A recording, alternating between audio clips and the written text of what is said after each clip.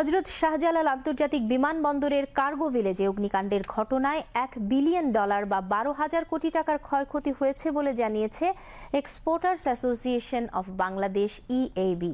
অগ্নিকাণ্ডে ক্ষতির পরিমাণ এখনই নির্ধারণ করা কঠিন জানিয়ে সংগঠনটির নেতৃবৃন্দ বলছেন, পুড়ে যাওয়া কাঁচামাল থেকে উৎপাদিত পণ্য রপ্তানি সম্ভব হবে না, এতে পরোক্ষ ক্ষতির পরিমাণ আরও বাড়বে। বড় শিল্প প্রতিষ্ঠানগুলোর পাশাপাশি ক্ষুদ্র আমদানি ও রপ্তানিকারকদের ক্ষয়ক্ষতি নিরূপণ ও করণীয় নির্ধারণে সরকার আন্তরিক বলেও জানান ব্যবসায়ী নেতারা। এদিকে বীমা উন্নয়ন ও নিয়ন্ত্রণ কর্তৃপক্ষ জানিয়েছে, বীমা করা প্রতিষ্ঠানের ক্ষতিপূরণ দ্রুত নিষ্পত্তি করতে বিশেষ তদারকি করবেন তারা। রিপোর্ট খালিদ আহসানের। ঢাকায় হযরত শাহজালাল আন্তর্জাতিক বিমানবন্দরের কার্গো ভিলেজে কয়েক হাজার কোটি টাকার আমদানি ও রপ্তানির জন্য রাখা পণ্য ছিল। আমদানিকারক বা তাদের প্রতিনিধিরা শুল্কায়ন শেষে এখান থেকে পণ্য খালাস করেন। পচনশীল পণ্য, শাকসবজি, ফলমূল ছাড়াও তৈরি পোশাকের মতো পণ্য সাধারণত 24 থেকে 48 ঘন্টার মধ্যে পাঠানো হয়। তবে রপ্তানিমুখী পণ্যের জায়গা সংকট ও শুল্কায়ন বিলম্বের কারণে অনেক চালান কয়েকদিন পর্যন্ত এখানে রাখা হয়। এ ঘটনায় $1 বিলিয়ন বা 12,000 কোটি টাকার ক্ষয়ক্ষতি হয়েছে বলে জানিয়েছে exporters association of Bangladesh EAB। সংগঠনের সভাপতি বলছেন, এই অগ্নিকাণ্ড দেশের আমদানি রপ্তানি খাতে বড় প্রভাব ফেলতে পারে। আন্দাজ করতে পারতেছি মিনিমাম $1 বিলিয়ন বা 12,000 কোটি টাকার মতো আলটিমেট সব মিলে ক্ষতি পাবে। সব মিলে বলতে সে আমার যদি $5,000 অ্যাক্সেসরিজ ওখানে পুড়ে যায়, আমার ক্ষতিটা কিন্তু $5,000 না, আমার ক্ষতিটা আলটিমেটলি গিয়ে এটা অন্তত কমপক্ষে হলো $5 লাখ থেকে $10 লাখ।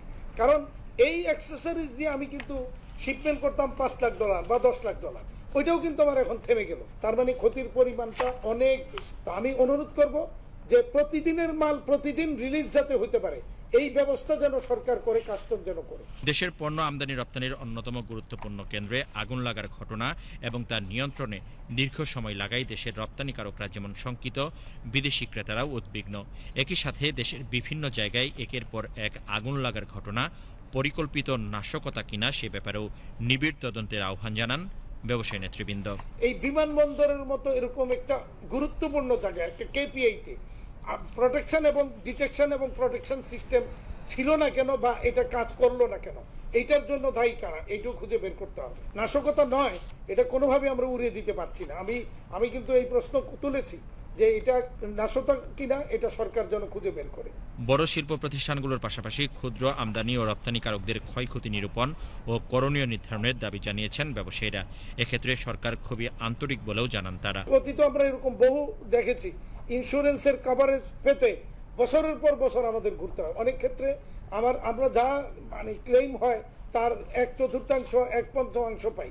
তাইলে এই ধরনের ইন্স্যুরেন্সের থাকার কোনো প্রয়োজন আছে বলে আমরা মনে করি। বাণিজ্য উপদেষ্টা অত্যন্ত এই ব্যাপারে আমি মনে করি যে উনি প্রোঅ্যাক্টিভ, উনি কাজ করছেন বিষয়টা নিয়ে কিভাবে কি করা যায়, আমরা খুব আশাবাদী। বাংলাদেশ বীমা উন্নয়ন ও নিয়ন্ত্রণ কর্তৃপক্ষ বলছে, ইতোমধ্যেই ব্যবসায়ীদের করা বীমার পরিধি এবং ক্ষতির পরিমাণ জানতে বিভিন্ন ইন্স্যুরেন্স কোম্পানিকে চিঠি দেওয়া হয়েছে। দুই ধরনের বীমা করা হয়, যেমন air risk only, air all risk only, দুই টাইপের বীমা কাভারেজ নেওয়া হয়। এছাড়াও বীমার ডেস্টিনেশন থাকে, পোর্ট টু পোর্ট থাকতে পারে, পোর্ট টু ওয়্যার হাউস থাকতে পারে, বিভিন্ন রকমের বীমার বিষয় জড়িত।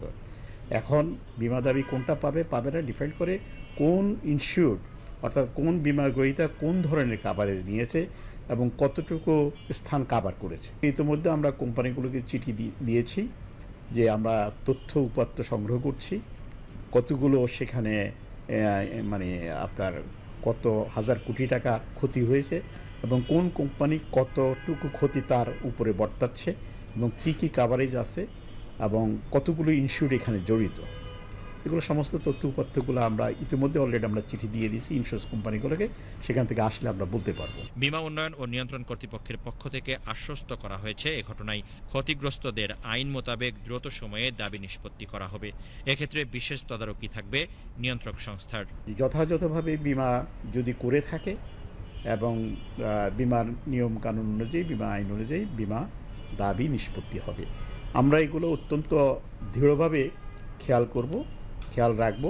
বীমা কোম্পানিগুলোর উপরে মানুষের যে অনাস্থা, সে অনাস্থাটা কাটিয়ে ওঠার জন্য এটা একটা সুবর্ণ সুযোগ বীমা কোম্পানিগুলোর জন্য। অনেক টাকার ক্ষতি হয়েছে, সেই টাকাটা তারা যদি সময় মতে পায় তাহলে তারা এটা স্বাভাবিকভাবেই বিমা কোম্পানির আস্থা তাদের ফিরে আসবে এবং বিমা কোম্পানিগুলো এই সুযোগে তাদের আস্থা অর্জন করা উচিত। ব্যবসায়ীরা বলছেন, বিমানবন্দরের কার্গো ভিলেজে অগ্নিকাণ্ডের ঘটনা রপ্তানিমুখী শিল্পের জন্য বড় সতর্কবার্তা। অনাকাঙ্ক্ষিত ঘটনা রোধে কার্গো ভিলেজের সর্বোচ্চ নিরাপত্তা নিশ্চিতে সংশ্লিষ্ট কর্তৃপক্ষকে আরও দায়িত্বশীল হতে হবে। এক্ষেত্রে সহায়তা দিতে প্রস্তুত দেশের ব্যবসায়ী সংগঠনগুলো। Khalida Hossain, BTV news, Dhaka.